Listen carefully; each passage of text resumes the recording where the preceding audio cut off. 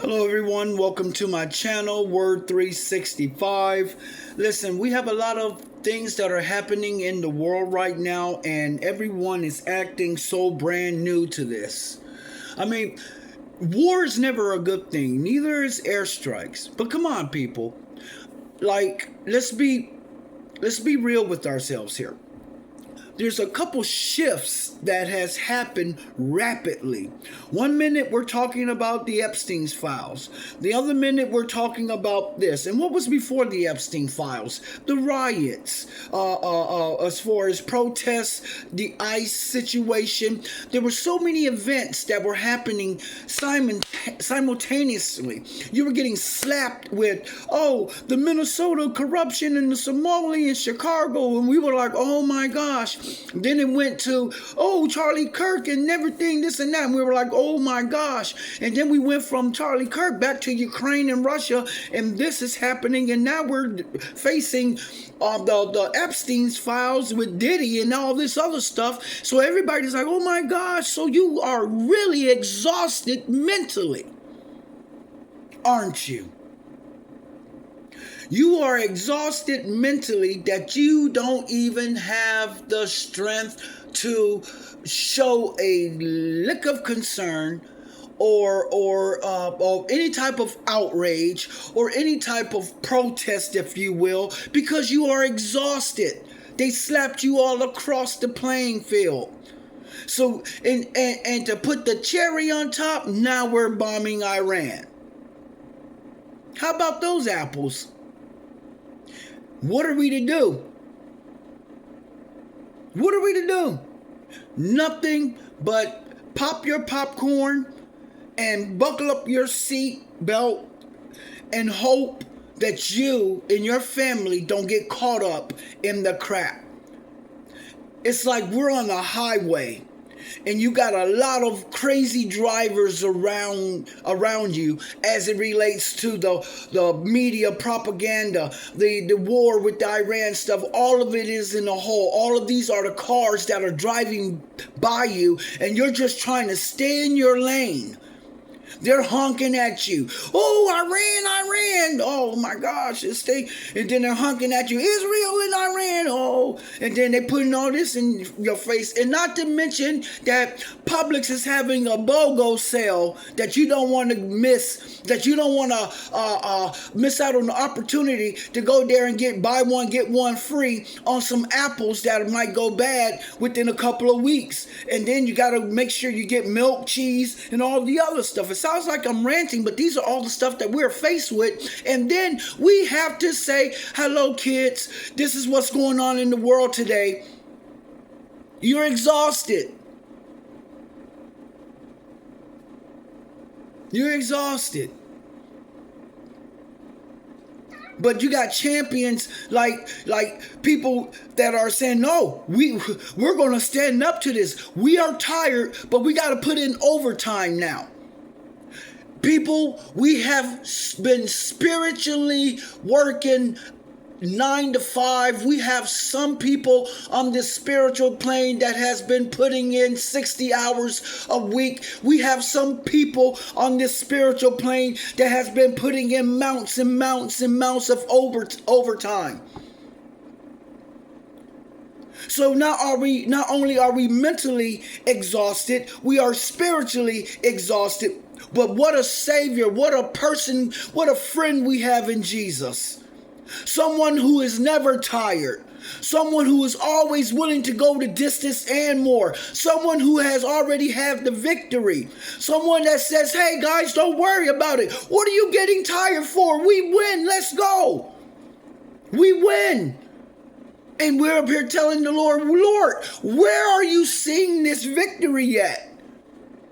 Because, all this stuff that's going around us, we're trying to stay in our lane. We're getting honked at by every little media outsource.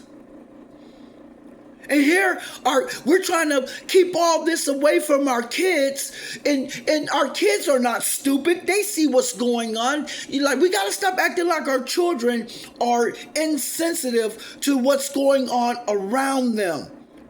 Because we forget that the mighty God we serve has equipped them for the life in this world that's about to come on them. They are already equipped. They have the hard drive. That's why you have little boys and girls taking your phone and scrolling like they've been doing it before you knew about it.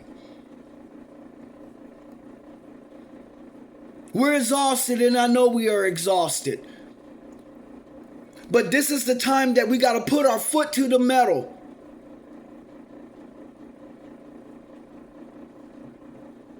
Take this thing into overdrive. We can't sit around and play around just because we know the end game. Because that's what some of these individuals are doing. They go to church, they read their Bible, and they say, as long as I keep my family in the Word, as long as I keep my family in the know, forget about everybody else. As long as my family and in our caravan, in our RV, as long as we stay in our lane and drive out here. But meanwhile, while you're driving, you're seeing people in a spiritual sense holding up a sign, we need help. We don't know who to turn to. All this stuff in front of us is making us want to give up. And just like some of us stop to hand one of these individuals some money or some water or some food or whatever it is, we need to be willing to tell someone that you need to stay encouraged. You need not to give up. You need to know that the Lord we serve has the victory. It's like pulling over, giving somebody a jump, knowing that they're broke down on the side of the road, knowing that these people are trying to get to where you're going, and you're going to just straight drive by them. Knowing that you have jumper cables in your trunk. Knowing that that's all they need. You see that a family is in a predicament where they have no other source, but you're that champion that can pull over and give them a jump in life, so they can get back on the road and stay in their lane and get to the destination. We're tired. We're definitely tired. You're dealing with ailments. You're dealing with family members who have certain sicknesses that they're going through, and you have to deal with them. Meanwhile, you have you have your television telling you that, man, your loved one who's ill might be in a better position than you. Because what's about to come on the world, it's almost like you know why some of our loved ones have gone on. Not making an excuse for death, they're transitioning. But what's about to come on this world, if we're not mentally and spiritually prepared, we're going to get steamrolled. You're now looking at our farmers. Let me tell you something, people. Ha ha. Ha ha. Ha ha for you picking on the farmer.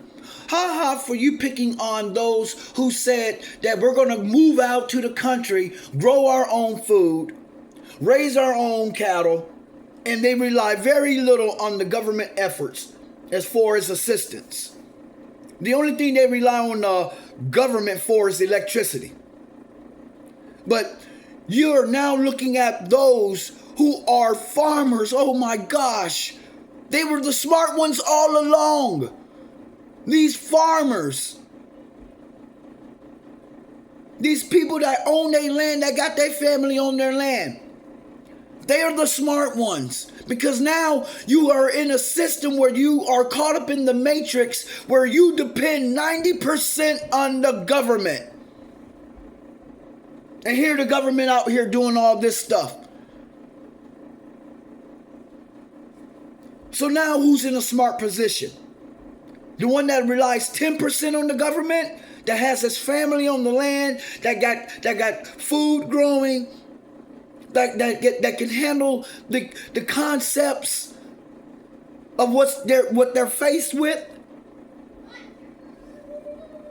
It has gotten serious now.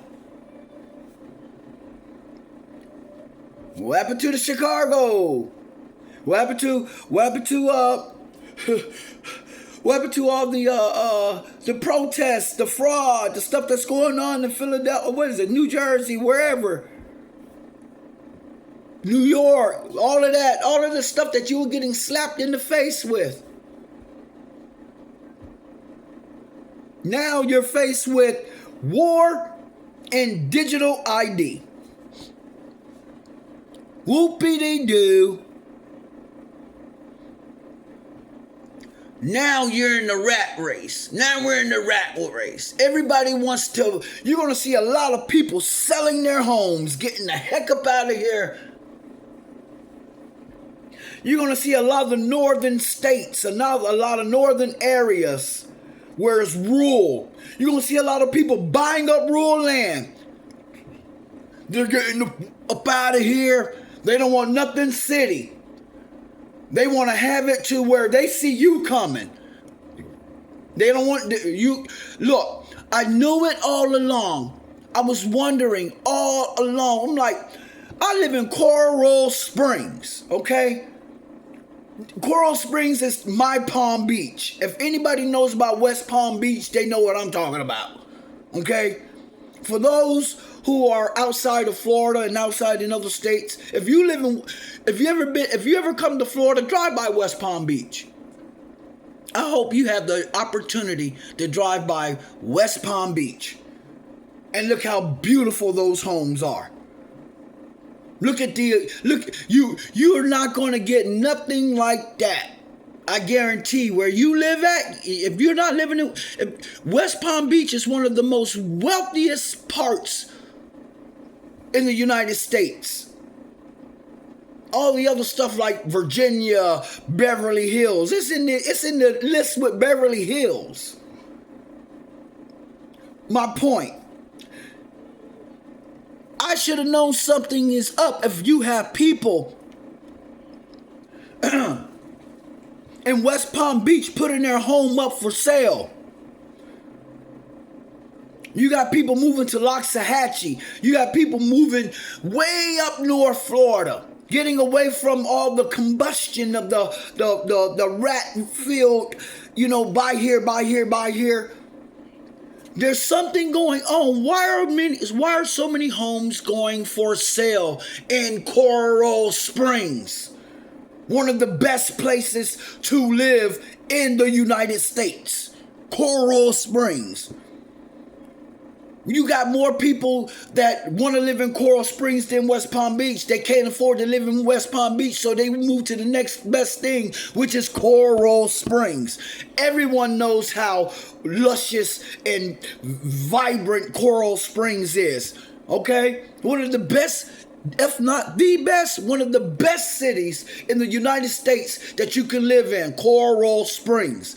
You got people in Coral Springs selling their home. You say, where are you moving to? We're getting up out of here. We're going north. They're going to places where they got 2 or 3 acres of land because of this situation right now, what we're going through. They don't want to rely on the government. They got to go fend for themselves. They're moving their families to these places where they can put multiple homes on one piece of property. That means they have some inside information. And the Bible blesses that individual with discernment. It tells you, woe to the blessed is the man who has discernment. Well, I would like to say I have something. If I see homes going up for sale in Coral Springs, me being in the real estate field, I'm thinking it's a great thing, but hold up, no, it's not. Because the people that are buying the homes, it's taking a couple of days to sell homes. Why?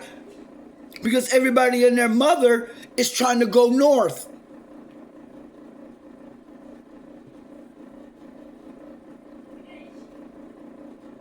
We're heading for the hills now. And they're trying to pump so much crap. And, come live in these urban areas. Come on, you get all this, you get all that, you get all this, all the luxury, the luxury. You know, that's for the new yuppies. That's for these newlyweds. That's for these people that are coming out of college. But I'm gonna tell you something. If you are in college, or if you're about to step into life in 21 at the age of 21, I advise you to study the ant. What is the ant? Your elders. Study the people who are 60 years of age and up. Where they're moving to. Follow them. Why? Because it's getting too crowded and too dependent on the government.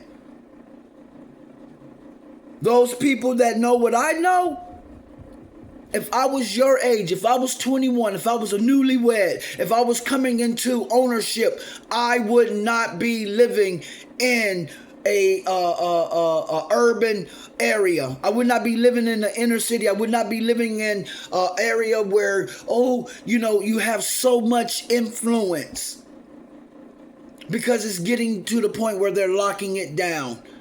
And the people that are going to make more sense are your farmers, are the ones that don't rely on the government.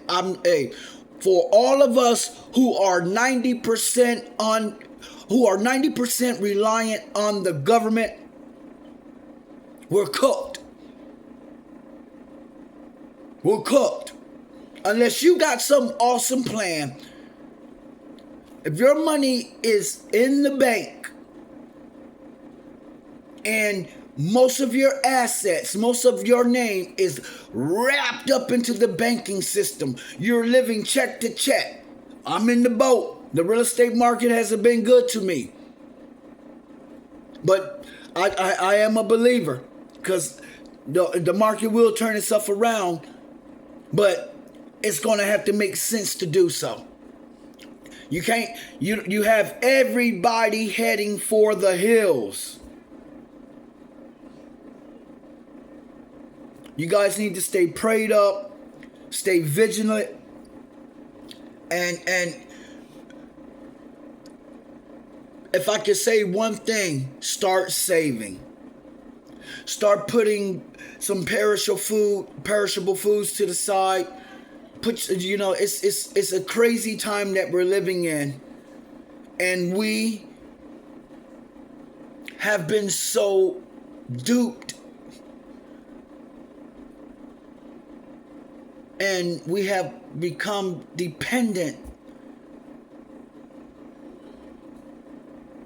And we have basically forgotten who our source is. We need to come back. We need to stick together. God help us. But you know what? There's victory. There's victory in the Lord. All right, guys, like and subscribe. Thank you.